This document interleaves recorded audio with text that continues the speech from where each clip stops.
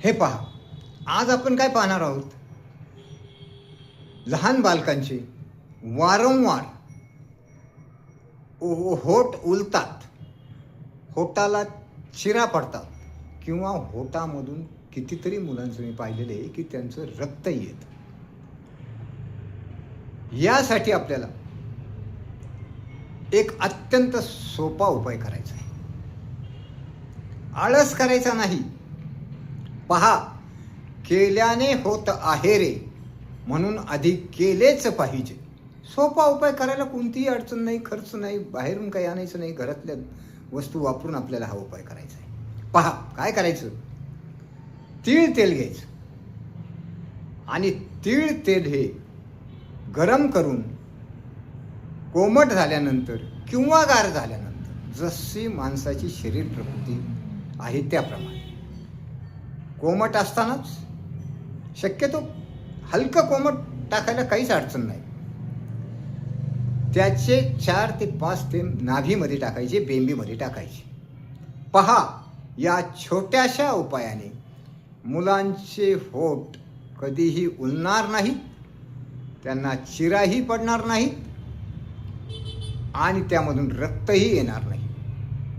त्याचबरोबर त्यांचं नाकही इतकं स्वच्छ होईल की त्यांना वारंवार नाकामध्ये बोट घालण्याची वेळही येणार नाही आणि असेल ती सवय त्यांची ती निघूनही जाईल. कारण नाकात घाण नसेल तर ते बोट घालणार नाहीत नाकात. पहा, या छोट्याशा उपायाने आपल्याला इतका मोठा लाभ होत असेल तर पालकांनी या गोष्टीचा अवश्य विचार करायला काहीच हरकत नाही, करून पाहायला हरकत नाही. आणि मी सांगतो, अनेकांना या गोष्टीचा लाभ झालेला आहे. जे करतील त्यांनाही लाभ होणार आहे. माझ्याकडे जी माहिती आहे ती इतरांपर्यंत पोहोचविण्याचा माझा प्रयत्न असतो. अत्यंत चांगलं आहे, हे करून पहा आणि मुलांचे होठ उलणार नाहीत, होटाला चिराई पडणार नाही आणि होठ मुलायम होतील, होटातून रक्तही येणार नाही आणि नाकामध्ये घाणही येणार नाही. ह्या गोष्टी करा. मग या गोष्टी काय नुसतं तीळ तेलच करायचं का? आता उन्हाळा असेल तर कधी तुम्ही खोबऱ्याचं तेल टाकलं पाहिजे.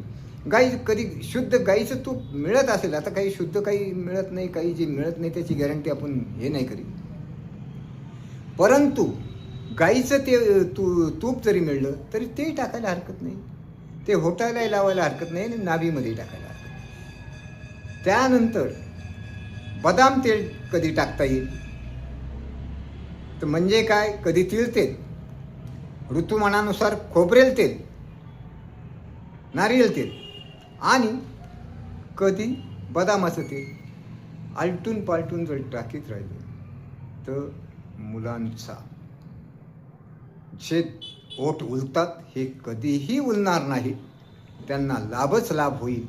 आणि त्याबरोबर इतर लाभ होईल तो वेगळा, परंतु महत्त्वाचा लाभ, ओठातून रक्त येणार नाही, चिरा पडणार नाही आणि